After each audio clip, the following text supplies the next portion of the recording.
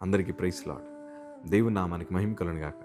మరొకసారి మీ అందరితో కలిసి ప్రభు మాటలు పంచుకోవడానికి దేవుడిచ్చిన ఈ ఉన్నతమైన అవకాశాన్ని బట్టి దేవుని ఎంతగానో మహిమపరుస్తున్నాను. మీరందరూ బాగున్నారు కదా? థ్యాంక్ యూ ఫర్ లైకింగ్ ఆ videos. Thank you for sharing them. ఒకరోజు సిస్టర్ గారు ఇట్లా అడిగారు, అన్న రోజుకి ఎన్నిసార్లు ప్రార్థన చేయాలి? ఎన్నిసార్లు ప్రార్థన చేస్తే దేవుడు మన ప్రార్థన వింటారు? చేసిన ప్రార్థనే మళ్ళీ మళ్ళీ చేయొచ్చా? ఇలాంటి ప్రశ్నలు మనకు చాలా వస్తూ ఉంటాయి. కొంతమంది జీవితాల్లో ఎక్కువ ప్రార్థన చేయాలని ఆశ కలిగిన వారు ఉంటారు. ఈరోజు ఈ మాట మీతో చెప్తున్నాను. ఎవరైతే ఎక్కువ ప్రార్థన చేస్తారో 100% 100 to 100% వారి జీవితాలు చాలా అద్భుతంగా ఉంటాయి. ఎవరైతే ప్రార్థనలో గడపరో వారి జీవితంలో ఎన్నటికీ నూతన ద్వారాలు తెరవబడవు. ఈరోజు చాలామంది కుటుంబాలు చూడండి, సమస్యలు అనుభవిస్తున్న, శోధనలు అనుభవిస్తున్న, మోకాళ్ళ అనుభవాలు వారికి ఇంకా రాకపోవడం గల కారణం ఏంటో తెలుసా? వారికి ఆ ప్రార్థన శక్తి ఏంటో తెలియదు. ఈరోజు నేను అంటాను కదా, ఎవరైతే ఎక్కువ దేవుని సందులో గడుపుతారో, ఎవరైతే ప్రభుని స్తుతిస్తారో, ఎవరైతే ప్రార్థన చేస్తారో వారి చరిత్రను ప్రభు మారుస్తాడు. దావీదుని మహారాజుగా దేవుడు మార్చడం గల కారణం అతడు చక్కటి వాయిద్య నైపుణ్యత కలిగిన వాడే కాదు, చక్కగా దేవుణ్ణి ఆరాధిస్తూ ప్రార్థన చేస్తున్న భక్తిపరుడు. దేవుని వాక్యం ఈ మాట ఒకసారి చదువుదాం. 119వ కీర్తన 164వ మాట మనం చదవగలిగితే, నీ న్యాయవిధులను బట్టి దినమునకు 7 మార్లు నేను నిన్ను స్తుతించుచున్నాను.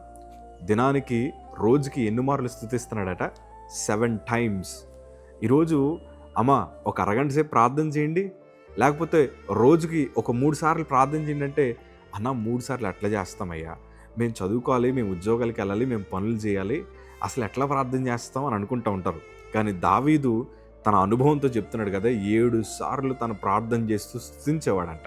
ఈరోజు నేను అంటాను, అందుకే దావీదు జీవితాన్ని, తన స్థాయిని ప్రభు మార్చడం గల కారణం ఏంటంటే, దావీదుకి స్తుతించే లక్షణం ఉంది, ప్రార్థించే లక్షణం ఉంది.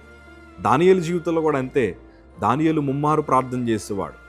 రాజుగారు ఆజ్ఞాపించిన తర్వాత, అయ్యా నేను స్థాపించిన విగ్రహానికి అందరూ మొక్కాలి అని అన్నా కానీ యథాప్రకారము తన డైలీ లైఫ్ ప్రకారం యెరూషలేము తట్టు తలుపులు తెరిచి ముమ్మారు ప్రార్థన చేస్తూ వచ్చాడంట. అందుకే సింహబోన్లో కూడా దేవుడు తనను అద్భుతంగా కాపాడగలిగాడు. ప్రార్థన అంత శక్తివంతమైంది, ప్రార్థన అంత శక్తి దాగుంది.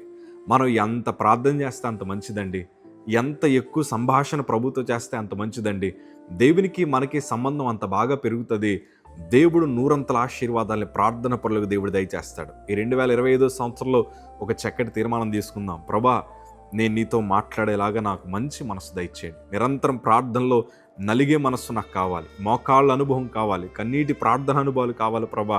నా పిల్లల కోసం, నా కుటుంబం కోసం, నా ఆర్థిక పరిస్థితుల కోసం, నా వ్యాపారాల కోసం, నా ఉద్యోగం కోసం, మా తోటి వారి కోసం, రక్షణ లేని వారి కోసం, ఆత్మ ఫలముల కోసం, ఆత్మ వరముల కోసం మా జీవితాలు బాగుండాలి, సమాజం బాగుండాలి, సంఘాలు బాగుండాలి, కడవర దినాల్లో గొప్ప ఉజ్జీవం రగలాలి. చుట్టూ ఎన్నో రకరకాల వార్తలు మనం వింటూ ఉన్నాం. వీటన్నిటికీ పరిష్కారం ప్రార్థనే అన్న సంగతి నీకు ఎప్పుడైతే తెలుస్తుందో నీ జీవితంలో గొప్ప మార్పులను చూడడం ప్రారంభిస్తాం. ప్రార్థన అంత శక్తివంతమైంది. ఎన్నిసార్లు ప్రార్థన చేయాలని ఒకవేళ మీరు నన్ను అడిగితే నేను అంటాను కదా, అన్లిమిటెడ్గా చేయండి.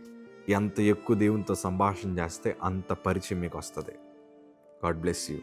ప్రార్థన ఇప్పుడు ఆపకండి. క్రైస్తవులు.